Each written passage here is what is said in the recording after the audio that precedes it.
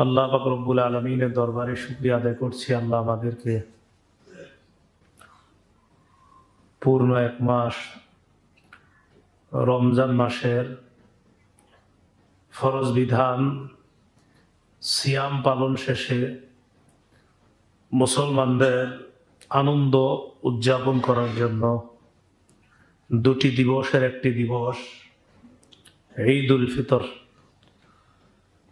ঈদ উল ফিতরের 2 রাকাত ওয়াজিব সালাত আদায় করার জন্য আল্লাহ মসজিদে উপস্থিত হওয়ার তৌফিক দান করেছেন বলে আলহামদুলিল্লাহ।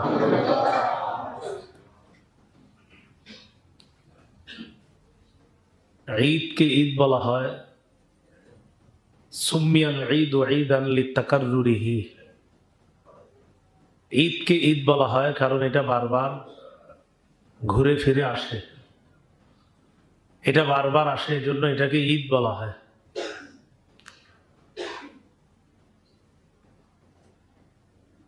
ঈদ অর্থ মুহাদ্দিসিনে কেরাম তাদের একদল বলেছেন ঈদের মূল উদ্দেশ্য হলো ইয়াউমুল ফারহি ওয়াস সুরুর। ঈদ মানে আনন্দের দিন, খুশির দিন। এই জন্য ওলামায়ে কেরামের অভিমত হলো ঈদের দিন খুশি প্রকাশ করা মুস্তাহাব। ঈদের দিন খুশি প্রকাশ করা মুস্তাহাব, সবার জন্য খুশি প্রকাশ করা মুস্তাহাব। মুসলমানদের আর বেঈমানদের খুশির মাঝে পার্থক্য হলো,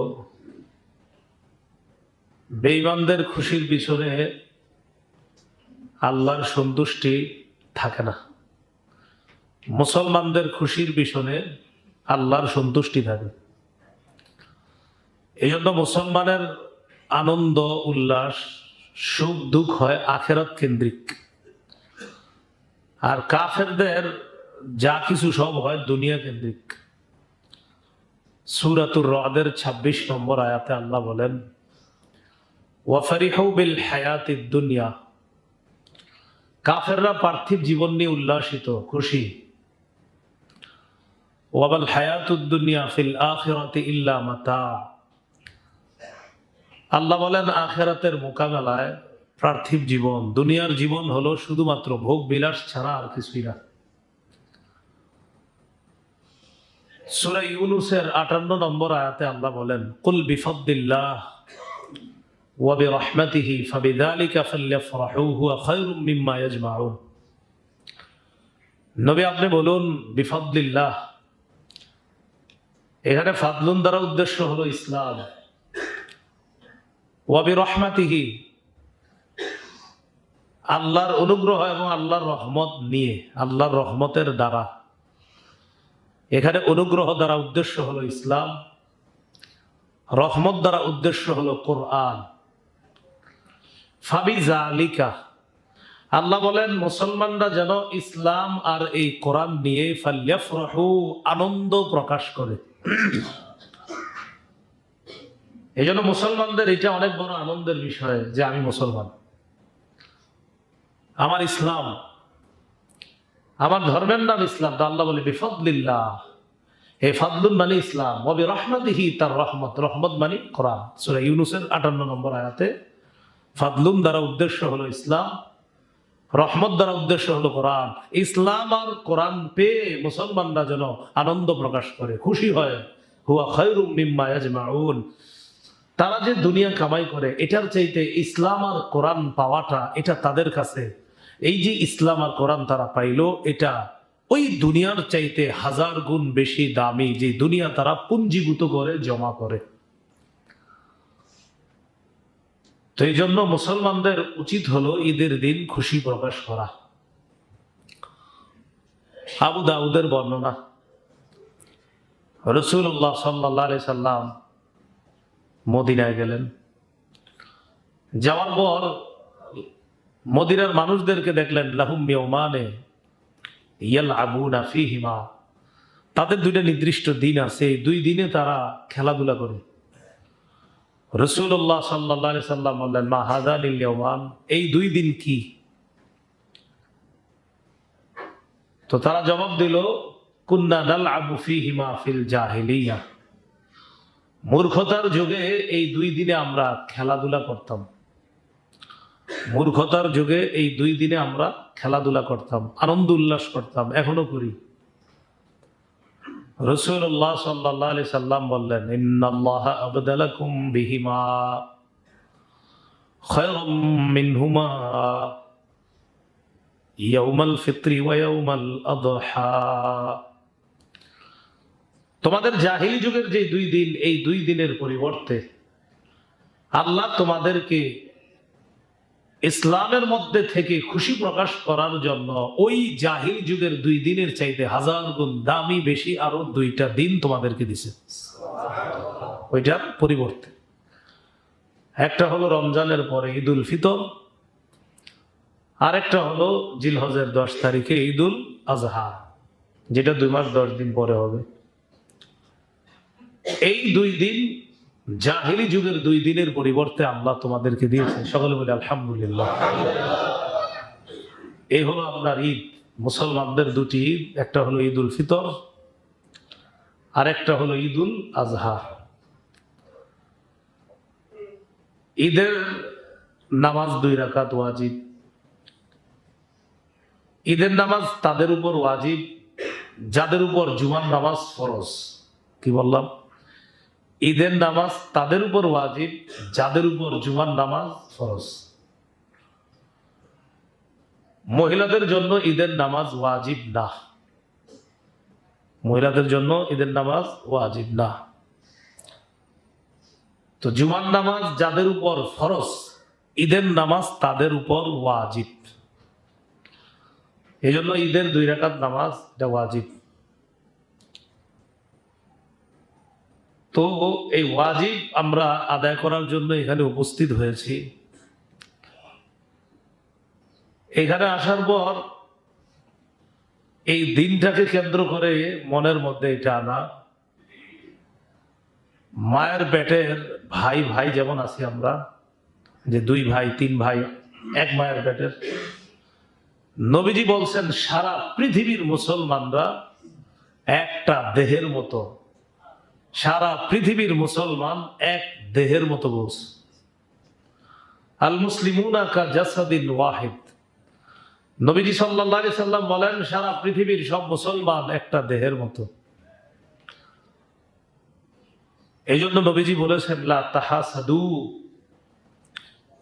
তোমরা পরস্পর হিংসা করবা না, ওয়ালা তানাজাসু, পরস্পর ধোঁকাবাজি করবা না, ওয়ালা তাবাগাদু, পরস্পর বিদ্বেষ পোষণ করবা না, ওয়ালা তাদাবারু, একজন আরেকজনের ক্ষতি করার জন্য অগোচরে আড়ালে শত্রুতা করবা না,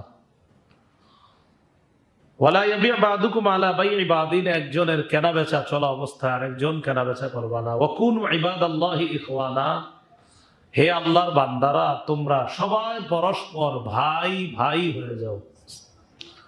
কি বললেন? ভাই ভাই হতে বলছে।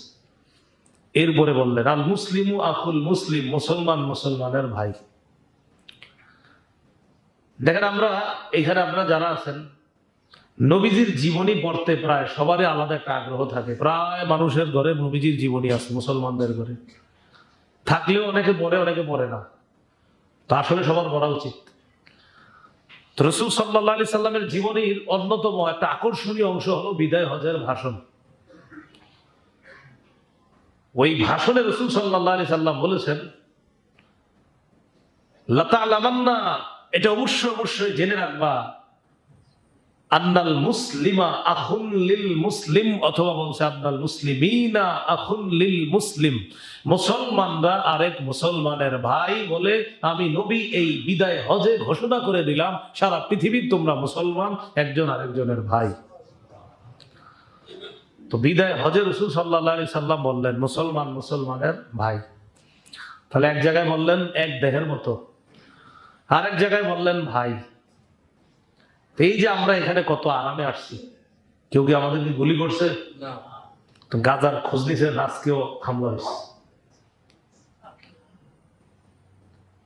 গাজায়। গতকালকে থেকে অবস্থা খারাপ আবার। এই যে আমাদের ভাইয়েরা কত কষ্টে আছে,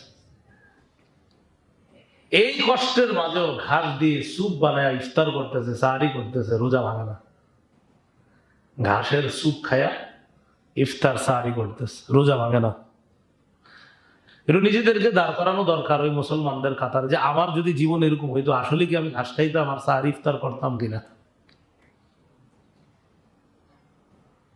সারা পৃথিবীর মুসলমান এক দেহের মতো, সারা পৃথিবীর মুসলমান একজন আরেকজনের ভাই।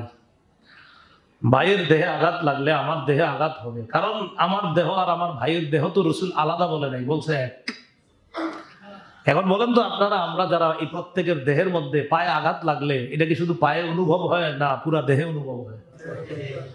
অথচ আঘাত পায়ে লাগছে। পৃথিবীর কোন এক কোনায় কোনায় মুসলমানের শরীরে যদি আঘাত লাগে, সারা পৃথিবীর মুসলমানদের দেহে এই আঘাতের ব্যথা অনুভব করতে হবে। এটা হলো এক দেহ। তো ঈদের দিন এটা ভ্রাতৃত্বের দিন, ভ্রাতৃত্ব বন্ধন, এটা অটুটের দিন। হাসান বসরি রহমতুল্লাহ আলাই ঈদের দিনের ব্যাখ্যাটা সুন্দরভাবে দিয়েছে, যে মুসলমানদের ঈদ কি। তিনি বলেন, আম্মা ইয়াউমুল ফিত্রি ফাসালাতুন ওয়া সাদাকা। ঈদুল ফিতর হলো নামাজ পড়া, সদকায়ে ফিতির আছে ওটা আদায় করা, নামাজের আগে আগে আদায় করেছেন আপনারা, নামাজের পরে দান সদকা করা। এখানে সদকা দেওয়ার উদ্দেশ্য হলো, মানে এমনি তো সদকা করেন নিয়মিত, জুমার দিন করেন, নিয়মিত করেন, কিন্তু আজকে একটু ভালোবাসা, নামাজ পড়া। আবার একটা তো ওয়াজিব আপনার, যেটা অপরিহার্য ছিল, যেটা সেটা আদায় করে এসেছেন সবাই। তো আরেকটা হলো আপনার একটু খোঁজ খবর নেওয়া, গরিব আত্মীয় স্বজন যারা, তাদের একটু খোঁজ খবর নেওয়া, একটু বেশি পরিমাণে খোঁজ খবর নেওয়ার চেষ্টা করা। এটা হলো মুসলমানদের ঈদুল ফিতর। ওয়াম্মা ইয়াউমুল আযহা ফাসালাতুন ওয়া নুসুকুন, আর ঈদুল আযহা হলো নামাজ পড়া আর কুরবানি করা, নামাজ পড়া আর কুরবানি করা। তো আল্লাহ আমাদের সকলকে ভ্রাতৃত্বের বন্ধন যেন আমরা অটুট রাখতে পারি, আল্লাহ তৌফিক দান করেন। হাসান বসরি রহমতুল্লাহ আলাই আরেকটা কথা বলছে, সেই কথাটার সারমর্ম হলো এই, আমার সাথে একটু বলতে পারেন আপনারা, সমস্যা নেই, বলেন, নাফরমানি মুক্ত প্রতিটি দিন মুমিনের ঈদ। নাফরমানি মুক্ত প্রতিটি দিনই মুমিনের জন্য ঈদ। আপনি গুনাহ করেন নাই, বাস এটা আপনার জন্য ঈদ, যে আমি গুনাহ করি না। হাসান বসরি রহমতুল্লাহ আলাইহি বলেন, কুল্লু ইয়াউমিন লা তাসি ফীহি ফাহুয়া লাকা ঈদুন। প্রত্যেক ওই দিন, যেই দিনে তুমি নাফরমানি করো না, গুনাহ করো না, সেটাই তোমার ঈদ। কারণ এটাই তো আনন্দের কারণ, যে তুমি গুনাহ করো না। এর চেয়ে বড় আনন্দের কি আছে? এজন্য সালফে সালেহিনগণ ঈদ দ্বারা তারা বুঝতেন কি, আমরা বুঝি কি। রমজান মাস কাটাইলাম, আমাদের পূর্বসূরি সালাফগণের বক্তব্য হলো, ঈদের দিন এই প্রতিজ্ঞা করা উচিত যে আমি নজরের গুনাহ করবো না, এইভাবে ঈদের দিন শুরু করা উচিত। এটা তাদের ঈদ ছিল। তা আমাদের ঈদ কি হলো জানেন? নামাজ পড়ার পরে আপনার যত ধরনের গুনাহ, মানে ঈদ তো হুজুর খুশি আনন্দ, মানে তার মানে কি আপনি গুনাহ করবেন? ঈদ আনন্দ, ঈদ খুশি, মানে গুনাহ করা না, নাফরমানি করা না। এজন্য গুনাহ না করা, নাফরমানি না করা। ঈদের দিন দেদারসে সিনেমা হলে যাওয়া, টেলিভিশন দেখা, এবং এটা মনে করা যে আজকে ঈদের দিন, কোনো সমস্যা নেই। নামাজ পড়ে না, বাবা বলে নামাজে যাও না, মা বলে থাকি ঈদের দিন, কিছু বললেন না, মানে কি? ঈদের দিন মানে নামাজ পড়তে হবে না, তো নামাজ পড়বে। একজন কয় পড়তে যান, একজন কয় থাক, কিছু বললেন না একদিন। কারণ উনি নিশ্চিত হয়ে গেছে ওনার সন্তান আজকে বেঁচে থাকবে সারাদিন, এজন্য যত নাফরমানি করুক কোনো সমস্যা নেই। ঈদের দিন মানে নাফরমানি না, ঈদের দিন মানে গুনাহ করা না। মুসলমানদের ঈদ মানে আত্মীয় স্বজনদের খোঁজ খবর নেওয়া, তারা ভালো আছে তো, ভালো খাইতেছে কিনা, তাদের সাথে একটু হাসি খুশি করা, অতীতের কিছু স্মৃতিচারণ করা। ঈদ মানে এই নয় একসাথে মিলেমিশে নাফরমানি করা, এটার নাম ঈদ না। আপনি জানেন, আপনার মহিলা আত্মীয় যারা, তারা মহিলাদের সাথে দেখা করবে, সাক্ষাৎ করবে, আর আপনি পুরুষ যারা, পুরুষদের সাথে সাক্ষাৎ হবে। এই তুই আপনার স্ত্রীকে নিয়ে বেড়াইতে যান, তো সেখানে যাওয়ার পর পুরুষদের সাথে আপনার সাক্ষাৎ হবে, মহিলাদের সাথে আপনার বিবির সাক্ষাৎ হবে। কিন্তু আপনি অবাধে মেলামেশা করা, এটার নাম ঈদ দেওয়া ঠিক না। তো এই জন্য পূর্বসূরি ওলামায়ে কেরামের বক্তব্য, লাইসাল ঈদু লিমান লাবিসাল জাদীদ, শুধু নতুন কাপড় পরার নাম ঈদ না, ইন্নামাল ঈদু লিমান আমিনা মিনাল ওয়াঈদ। ঈদ তো সেটাকে বলা হয় যেই ব্যক্তি জাহান্নাম থেকে, আযাব থেকে নিরাপত্তা পেয়ে গেছে, মূলত ঈদ তো তার। কি বলতে দেখেন, লাইসাল ঈদু লিমান লাবিসাল জাদিদ। আমরা প্রায় সবাই নতুন জামা অথবা উত্তম জামা পরে আসছি। ঈদের সময় উত্তম জামা পরা, এটাই। নতুন জামা জরুরি না, উত্তম ভালো কাপড় পরা। তো লাইসাল ঈদু লিমান লাবিসাল জাদিদ, নতুন পোশাক পরাটাই ঈদ না। প্রকৃত ঈদ কোনটা? ইন্নামাল ঈদু লিমান আমিনা মিনাল ওয়াঈদ। আরে ঈদ তো তার জন্য যে জাহান্নাম থেকে, আযাব থেকে মুক্তি পাইলো, সেটাই তো প্রকৃত ঈদ। তো এরপরে বলতেছে লাইসাল ঈদু লিমান রাকিবাল মাতায়া ইন্নামাল ঈদু লিমান তারাকাল খাতায়া। যানবাহনে চড়া, আনন্দ উল্লাস করার নামেই শুধুমাত্র ঈদ না, প্রকৃত ঈদ তো সেটা যে ব্যক্তি গুনাহ ছেড়ে দিল, এটাই হলো ঈদ। আপনি গুনাহ করছেন না, আরে ঈদ তো তোমার, তুমি তো খুশি হওয়া দরকার বেশি, কারণ তুমি ইসলাম প্রকৃত অর্থেই বুঝেছো, তাই তুমি কোনো গুনাহ করো নাই। আল্লাহ আমাদেরকে বুঝার তৌফিক দান করেন। সেই জন্য গুনাহের উপর অটল না থাকা। এরপরে বলতেছে লাইসাল ঈদু লিমান তাযায়্যানা বিযিনাতিদ দুনিয়া ইন্নামাল ঈদু লিমান তাযাওয়াদা বিযাদিত তাকওয়া। দুনিয়ার চাকচিক্যে নিজের সাজানোর নাম ঈদ না, প্রকৃত ঈদ হলো তাকওয়ার পাথেও কামাই করা, এটার নাম হলো প্রকৃত ঈদ। দুনিয়ার চাকচিক্যর নাম প্রকৃত ঈদ না, প্রকৃত ঈদ হলো তাকওয়ার পাথেও কামাই করা। রমজান শেষ করলাম, আল্লাহ বলে দিয়েছিলেন রমজান কেন জানো? লাআল্লাকুম তাত্তাকুন, যাতে মুত্তাকি হতে পারো। আচ্ছা, তাকওয়ার পাথেও কামাই করছো?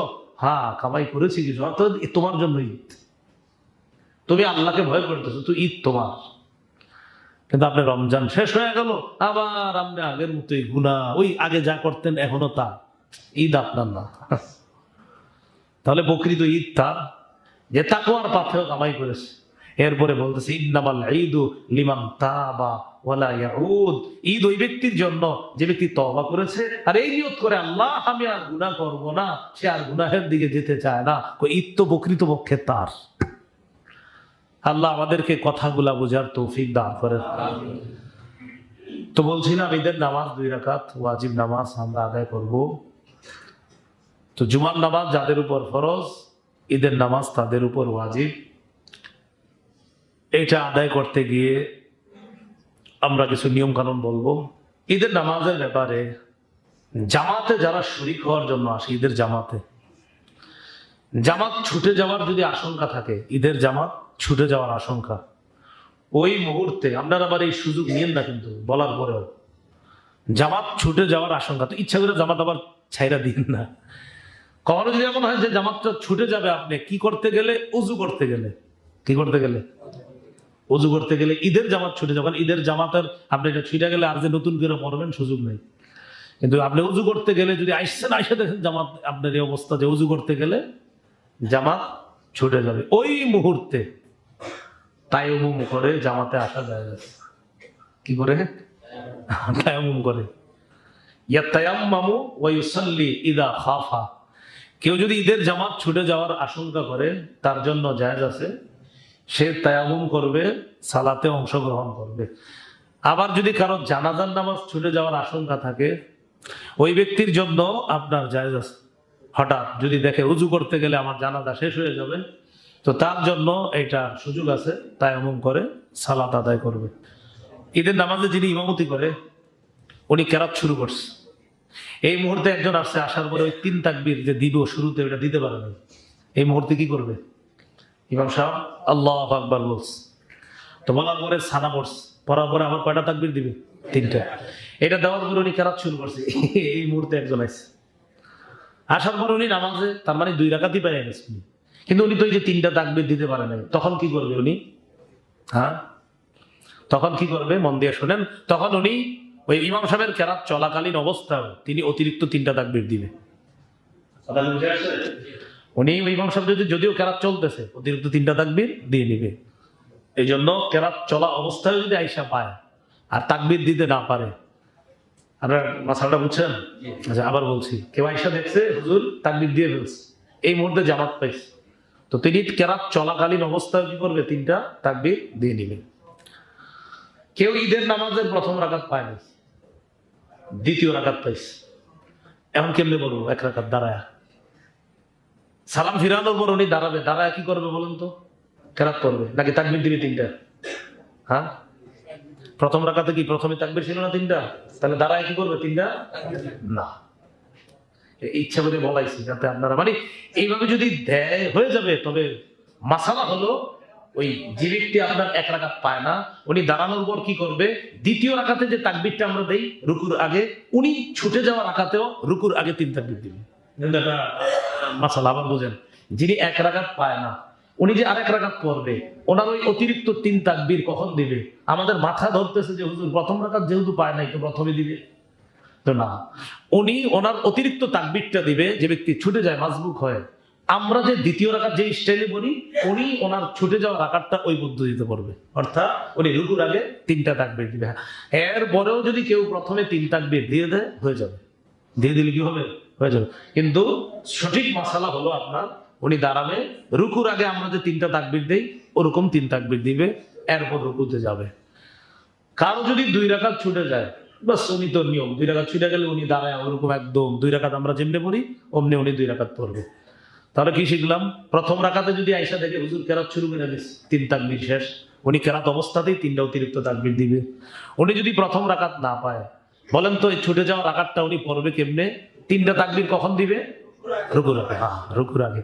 হ্যাঁ, এরপরেও যদি কেউ দিয়ে দেয় শুরুতে, ওনারটা হয়ে যাবে। ওনারটা কি হবে? হয়ে যাবে। তারা কিছু মাসালা জানলাম। ঈদের নামাজ ছুটে যাওয়ার আশঙ্কা যদি হয়, উজু করতে গেলে ওই ব্যক্তির জন্য তায়াম্মুম করে নামাজ পড়া জায়েজ। না আপনারা ইচ্ছা করে এটা করে না, কিন্তু আগে আগে আইসা বুঝে। জানাজা নামাজ পড়তে গেলে কারো যদি আশঙ্কা হয় যে আমি তো জানাজা পাবো না, তো ওনার জন্য তায়াম্মুম করে জানাজার সালাতে অংশগ্রহণ, এটার বৈধতা আছে। তায়াম্মুম করবে, নামাজ পড়বে যদি উজু করতে গেলে জামাত ছুটে যাওয়ার আশঙ্কা হয়। এই কয়েকটা মাসালা জানলাম। ঈদের নামাজের পর যে দুইটা খুতবা দেওয়া হয়, খুতবার সময় আপনারা অনেকে খতিব সাহেবের সাথে সাথে আপনারাও আল্লাহু আকবার বলেন, এটা বলবেন না, চুপচাপ থাকবেন, খুতবা চুপচাপ শুনবেন। যে কোনো মসজিদে ঈদের নামাজ পড়েন, যেখানেই পড়েন, খুতবা চুপচাপ শুনতে হবে, মনে থাকবে না ইনশাল্লাহ? ওইখানে যদি যিনি খুতবা করে উনি যদি আল্লাহু আকবার এটা পড়েও আমরা চুপচাপ কি শুনতে থাকবো? খুতবা শুনতে থাকবো। এ কথাটা মনে রাখা। আল্লাহু আকবার, আল্লাহু আকবার, লা ইলাহা ইল্লাল্লাহ, আল্লাহু আকবার, আল্লাহু আকবার, লিল্লাহিল হামদ। ঈদের নামাজে তাকবীর কয়টা?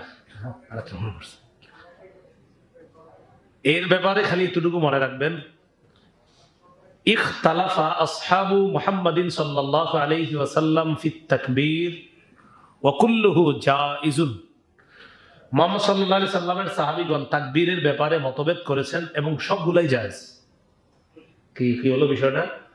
নবীজির সাহাবীগণ তাকবীরের ব্যাপারে বিভিন্ন মত ব্যক্ত করেছেন, সবগুলোই কি আছে, যা কোনোটার বিরোধিতা করা যাবে না।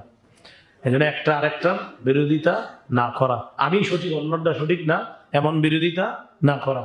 মনে রাখতে হবে মুহাম্মদ সাল্লাল্লাহু আলাইহি সাল্লামের সাহাবীগণ তাকবীরের ব্যাপারে সাহাবীগণই মতভেদ করেছেন। তো তারা যে মতভেদ করেছেন, অর্থাৎ কয়টা সংখ্যা নিয়ে মতভেদ করেছেন, তো যেহেতু তাদের মাঝে মতভেদ হয়েছে, এই জন্য উলামায়ে কেরামের বক্তব্য হলো কুল্লুহু জায়েজুন, সবগুলো জায়েজ, সবগুলো কি আছে? জায়েজ আছে। তাহলে ঝগড়াঝাটি করা যাবে না। আল্লাহু আকবার, আল্লাহু আকবার, লা ইলাহা ইল্লাল্লাহু, আল্লাহু আকবার, আল্লাহু আকবার, ওয়া লিল্লাহিল হামদ। ঈদের নামাজের নিয়মটা শুনিনি আমরা। নিয়ত মুখে আলাদা বলা দরকার নেই। বাসা থেকে কোন নামাজ পড়ার নিয়ত করে আসছেন? এশা? এই তো হয়ে গেছে নিয়ত। হ্যাঁ, কোন নামাজ পড়তে আসছি আমরা? ঈদের নামাজ। এই জন্য আলাদা নিয়ত জরুরি না। তো এরপরেও যদি আপনাদের সমস্যা মনে হয়, এই হুজুরে যেই নামাজ পড়ে আমরা এটা পড়ি, বাস। হুজুরে যেই নামাজ পড়ে আমরা না, আমি যদি ঈদের নামাজ পড়ি আপনাদের তো ঈদের নামাজ হবে। এই জন্য অনেকের মুশকিল, টেনশনে থাকে, হুজুর না আমি তো টেনশনে আছি, মুখ দিয়ে বলি না, এরকম রীতিমতো প্রশ্নও করে, আমি তো মুখ দিয়ে উচ্চারণ করিনি। নিয়তের সম্পর্ক কলবের সাথে, বলেন কিসের সাথে? ব্যাস, আপনি তো নিয়ত করে আসছেন, হয়ে গেছে। আল্লাহু আকবার তাকবীরে তাহরিমা বলে হাত বাঁধা, হাত বাঁধার পর সানা পড়া, সানা পড়ার পর আল্লাহ আকবার, হাত ছেড়ে দেওয়া, একটা হলো। আল্লাহ আকবার, হাত ছেড়ে দিলাম, অতিরিক্ত দুইটা হলো। আল্লাহ আকবার, হাত বেঁধে ফেললাম। তৃতীয়বারে কি করবো? হাত বেঁধে। ওই তৃতীয়টাও অতিরিক্ত। প্রথমবার হাত বাঁধছি, ওটার পরে কি বললাম? সুবহানাকাল্লাহুম্মা ওয়া বিহামদিকা, ওটা বললাম। বলার পর এরপরে অতিরিক্ত তিনটা তাকবীর দেওয়া। তো তৃতীয় তাকবীরে হাত বাঁধা, কেরাত পড়া, যথারীতি নামাজের মতো প্রথম রাকাত আদায় করা। এরপরে দ্বিতীয় রাকাতে দাঁড়িয়ে আপনার যিনি নামাজ পড়াবেন তিনি সূরা ফাতিহা পড়বে, কেরাত পড়বে।